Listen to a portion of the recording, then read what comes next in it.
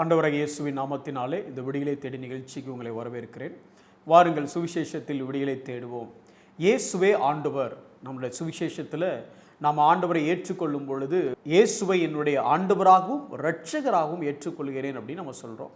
ஆனால் பல முறை இந்த இரட்சகர் அல்லது சேவியர் அதற்கு கொடுக்கக்கூடிய முக்கியத்துவம் அவர் லார்ட் அல்லது ஆண்டவர் என்பதற்கு அது முழுமையாக அதை நாம் புரிந்து கொள்ளாததுனால அதற்கு கொடுக்க வேண்டிய முக்கியத்துவத்தை நாம் கொடுக்கவில்லை.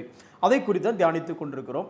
இந்த சுவிசேஷம் எங்கே ஆரம்பிக்கிறது அப்படின்னு சொன்னால் இயேசுவின் பிறப்பு அப்படின்னு சொல்கிறோம். இந்த இயேசுவின் பிறப்பில் சொல்லப்பட்ட அந்த ஒரு வசனத்திலிருந்து நாம் கற்றுக்கொண்டிருக்கிறோம். லூக்கா 2வது அதிகாரம் 11வது வசனம். அதை வாசிக்கிறேன், கேளுங்கள். இன்று கர்த்தராகிய கிறிஸ்து எனும் இரட்சகர் உங்களுக்கு தாவீதின் ஊரிலே பிறந்திருக்கிறார். நமக்கு தெரிந்த வசனம் தான், பல முறை நம்ம அதை தியானித்த வசனம் தான். இன்றைக்கி கொஞ்சம் அதை அந்த மேய்ப்பர்கள் பெர்ஸ்பெக்டிவில் நம்ம கொஞ்சம் யோசித்து பார்ப்போம். அப்படியே கொஞ்சம் ஒரு 2000 வருஷத்துக்கு பின்னால் நீங்கள் வாங்க. அந்த அன்னைக்கு இருந்த அந்த இரவில் அந்த பனி பொழுதில் நீங்கள் தான் அந்த மேய்ப்பர்னு வச்சுக்கிடுங்களேன். ஒரு எபிரேய மேய்ப்பன், ஒரு யூத குலத்தை சேர்ந்த மேய்ப்பர்கள் அங்கே இருக்கிறாங்கன்னு வச்சுக்கிடுங்க. இப்போ இந்த மேய்ப்பர்கள், இப்போ நான் தான் நிற்கிறேன், நான் மேய்ப்பன்னு வச்சுக்கிடுங்க. இப்போது எனக்கு அந்த செய்தி வருது. மேலே பார்த்தா தேவதூதன் சொல்கிறாரு, இன்று கர்த்தராகிய கிறிஸ்துவின் இரட்சகர் உங்களுக்கு தாவீதின் ஊரிலே பிறந்திருக்கிறார் அப்படின்னு சொன்ன உடனே கர்த்தர் அப்படிங்கிற வார்த்தை, அந்த ஒரு வார்த்தையை மட்டும் எடுத்துக்கலாம். இப்போ என் பக்கத்தில் இருக்க மெய்ப்பர்கிட்ட பார்த்து கேட்பேன், கர்த்தரா? எப்படிப்பா கர்த்தர்? இன்னைக்கு ஆங்கில வேதாகமத்தில் கர்த்தர் என்கிற வார்த்தையை பார்க்கும் பொழுது ஒன்று LORD, 4 எழுத்துக்களுமே கேபிட்டல் லெட்டர்ஸில் ஒரு வார்த்தையை மொழிபெயர்த்திருக்கிறாங்க. LORD எல்லாமே கேபிட்டல் லெட்டர். அதுக்கு என்ன அர்த்தம்னா யெகோவா, தேவன், அதுதான் கர்த்தர். இப்போ நான் அவரை பார்த்து, அப்போ யெகோவாவா அந்த கர்த்தரா? இல்லைப்பா, யெகோவாங்கிற பேரை கூட வாயத்திர நம்ம சொல்ல மாட்டோமே. அப்போ இது அந்த கர்த்தர் இல்லை, இது வேற கர்த்தர். எந்த கர்த்தர்? கேபிட்டல் LORD இன்னொரு வார்த்தையை மொழிபெயர்த்திருக்கிறாங்க. அதாவது எல் மட்டும் capital letter, ORD small letter. அப்போ அந்த கர்த்தரா? அதுக்கு என்ன அர்த்தம்? அடோனாய் அப்படின்னு அர்த்தம். அடோனாய் அப்படின்னு சொல்லும் பொழுது அது யெகோவான்னு அவங்க சொல்ல மாட்டாங்கல்ல. யூதன் அந்த தேவனுடைய பெயரை யெகோவான்னு சொல்லுவதற்கு அவன் நடுங்கிறான். அந்த வார்த்தையை பயன்படுத்த மாட்டான்.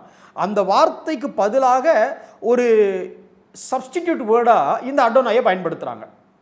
அப்போ ஆனால் இந்த வார்த்தை எதை குறிக்குதோ தேவனைத்தான் குறிக்குது. அப்போ capital L, capital O, capital R, capital D, யெகோவா, யெகோவாகிய இயேசு கிறிஸ்து பிறந்திருக்கிறாரா அப்படி எடுத்துக்கிறதா? இல்லை கேபிட்டல் L ஸ்மால் ORD அப்படிங்கக்கூடிய அடோனாய் ஆகிய இயேசு கிறிஸ்து பிறந்திருக்கிறாரா? இல்லை இன்னொரு வார்த்தை இருக்கு, lower case LORD small letters LORD. இதுக்கு என்ன அர்த்தம் அப்படின்னா அடோன் அப்படின்னு சொல்லுவாங்க. அதாவது ஒரு மாஸ்டர். என்ன மாஸ்டர்? ஒரு தொழிலில் ஒரு பாஸாக இருக்கலாம், இல்லை சொல்லப்போனால் அது கூட டிவைனாக கூட இருக்கலாம், ஹியூமனாகவும் இருக்கலாம், டிவைனாக இருக்கலாம், ஒரு மாஸ்டர். இந்த அடோன்கிற வார்த்தையா கொஞ்சம் நல்லா கவனிங்க. யூத மேய்ப்பர்கள் அவங்களுக்கு கர்த்தருங்கிற வார்த்தை கேட்குது. எப்படி சொன்னாங்க தூதர்கள்? கர்த்தராகிய இயேசு கிறிஸ்து அப்படின்னா கர்த்தர் பிறந்திருக்கிறாருன்னா அவனுடைய மனதில் கர்த்தருங்கிற வார்த்தைக்கு எந்த வார்த்தையை போடலாம்? கேபிட்டல் LORD எல்லாமே அப்பர் கேஸ் இருக்கக்கூடிய யெகோவா அவர் பிறந்திருக்கிறான்னு எடுத்துக்கிறதா?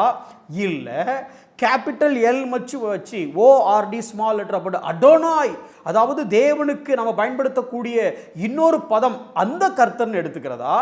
இல்லை இந்த ஸ்மால் LORD லோயர் கேஸ் இருக்கக்கூடிய அடோன் அப்படின்னு எடுத்துக்கிறதா? அல்லது யெகோவான்னு எடுத்துக்கிறதா? அடோனாய்னு எடுத்துக்கிறதா? அடோன் எடுத்துக்கிறதா?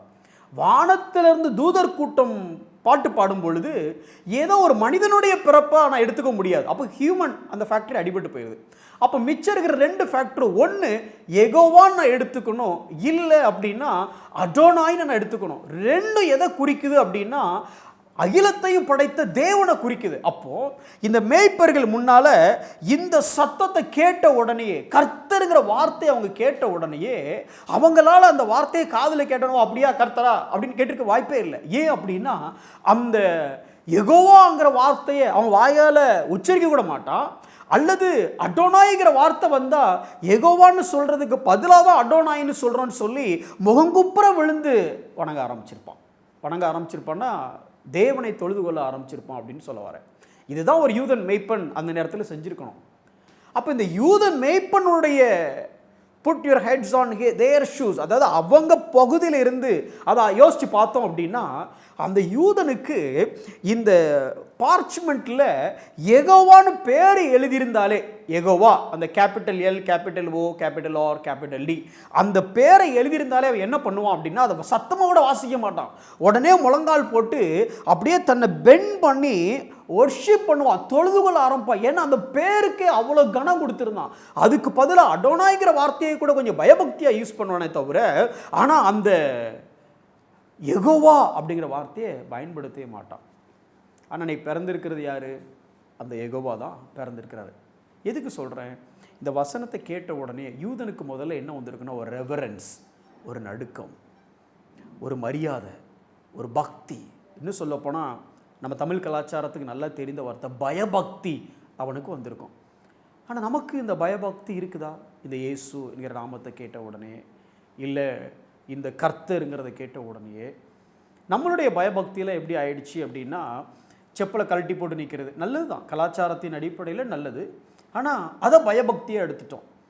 தலையில் முக்காடு போடுகிறோம், நல்லது தான், நல்ல விஷயம், ஒருத்தரோட அத்தாரிட்டிக்கு கீழே நம்ம இருக்கிறோன்னு சொல்கிறது. ஆனால் அதை பயபக்தியாக எடுத்துட்டோம். கழுத்தில் சிலுவையை போடுறோம், அது நல்லது தான், ஒரு அடையாளமாக இருக்கட்டும். ஆனால் அதுதான் ஒரு கிறிஸ்தவனாக இருந்தால் தாலிச்சைன்னு முதற்கொண்டு சிலுவை இருக்கணும் பிரதர், அது பயபக்தியாக எடுத்துட்டோம். இன்னும் சொல்ல போனால் அங்கங்கே சிலுவையை பார்த்த உடனே டவரை பார்த்தோன்னா இப்படி கன்னத்தில் போட்டுக்கிறது அல்லது இப்படி எடுத்து முத்தம் கொடுக்கறது பயபக்தின்னு எடுத்துட்டோம். நான் இருக்கட்டும், நான் தப்புன்னு சொல்ல வரல. ஆனால் இந்த யூதனுக்கு இந்த கர்த்தருங்கிற வார்த்தையை கேட்ட உடனே அவனுக்கு ஒரு பயபக்தி இருந்துச்சுல்ல, அந்த பயபக்தி நமக்கு இருக்குதா? உண்மையிலேயே அவர் நம்ம தேவனாக பார்க்குறோமா? இல்லை நம்ம மறுபடியும் கேள்விப்படணும், ஏசு உங்களோட நண்பன் மாதிரி, ஏசு உங்களுடைய அப்பா மாதிரி. நல்ல விஷயம் தான், இல்லைன்னு சொல்ல வரல. ஆனால் அந்த இயேசு உங்களுக்கு நண்பன் நீங்கள் சொல்கிறீங்கல்ல, உங்களுக்கு அப்பான்னு சொல்கிறீங்களா, அந்த இயேசு கர்த்தர். அந்த கர்த்தருங்கிற பேரை கேட்டால் அவன் வாயை திறந்தோட சொல்ல மாட்டான். அந்த அளவுக்கு ரெவரன்ஸ் உங்களுக்கும் எனக்கும் இருக்கா? சரிப்பா, அவரை எப்படி மதிக்கிறது? சரிங்க, நீங்கள் சொல்லிட்டீங்க அவர் கர்த்தர், அவருக்கு ரெவரன்ஸ் கொடுக்கணும். எப்படி ரெவரன்ஸ் கொடுக்கறது? எப்படி அந்த பயபக்தியை காட்டுறது? ஒரு ஸ்டேட்மெண்ட் வாசிக்கிறேன் பாருங்களேன். Reverence for God meant reverence for scripture and serving God meant obeying scripture. ஆண்டவருக்கு ரொம்ப மரியாதையை கொடுக்கணுமா? ஒன்றும் செய்ய வேண்டாம், அவரோட வார்த்தையை கனம் பண்ணாலே போதும். நாட்டோட முதலமைச்சரை நான் எப்படி கனம் பண்ணுறேன் அப்படின்னா, முதலமைச்சர் சொல்கிற ஆணைக்கு நான் கீழ்ப்படுகிறேன். முதலமைச்சரை நேரில் பார்க்கல, முதலமைச்சர் முன்னே கையை கட்டி நிற்கலை, நான் முதலமைச்சர் முன்னே குனிஞ்சும் நான் நிற்கலை. ஆனால் அவரோட வார்த்தைக்கு கீழ்ப்படுகிறதுனால என்ன சொல்ல வரேன் அப்படின்னா, அவரை நான் கனம் பண்ணுறேன். இன்றைக்கி ஆண்டவரை நீங்கள் பக்கத்தில் நின்று பார்க்க முடியாது. இல்லை இன்னும் சொல்லப்போனால் அவர் முன்னவே கைகட்டி நிற்கிறதுக்கு சர்ச்சில் நிற்கலாம், அவர் முன்னே நிற்கிறோம், கட்டடத்துக்குள்ளே நிற்கலாம், ஆனால் கர்த்தருக்கு முன்னே நிற்கிறோமான்னு தெரியாது. ஆனால் இங்கே எப்படி கனம் பண்ணலாம்? அவருடைய வார்த்தையை கனம் பண்ணணும்னா நம்ம அவரையே கனம் பண்ணுற மாதிரி. ஜார்ஜ் முல்லருங்கிற பக்தர் சொல்கிறாரு, வேதத்தை குறைந்தபட்சம் 200 முறை படிச்சிருப்பேன், அதில் ஏறக்குறைய 100 முறை முழங்கால்னு படித்தாராமா. மேத்யூ ஹென்ரி கம்யூனிட்டி நம்ம எல்லாருமே படிக்கிறோம், எல்லா போதர்களும் பயன்படுத்தக்கூடியதான். அவர் சொல்கிறார், தன்னுடைய வாழ்க்கையை பற்றி சொல்லும் பொழுது, காலையில் 4 மணிலேருந்து 8 மணி வரைக்கும் வேதம் படிப்பாராமா. 8 மணிக்கு பிரேக்ஃபாஸ்ட் சாப்பிடுவாராமா. 8 மணிக்கு பிரேக்ஃபாஸ்ட் சாப்பிட்டு முடிச்சுட்டு திருப்பி 8 மணிக்கு அப்புறம் 12 மணி வரைக்கும் வேதத்தோடு செலவிடுவாராமா. அப்புறம் லஞ்சு சாப்பிட போவாராம். அடுத்து 12 மணிக்கு லஞ்சு முடிச்சுட்டு வந்ததுக்கப்புறம் தான் காலையில் படித்ததெல்லாம் 4 மணி வரைக்கும் உட்காந்து எழுதுவாராம். 4 மணிக்கு அப்புறம் குடும்பம், நண்பர்கள் அதோட செலவிடுவாராமா. 12 மணி நேரம் தேவனுக்கு, 12 மணி நேரம் குடும்பத்திற்கும் நண்பருக்கும்.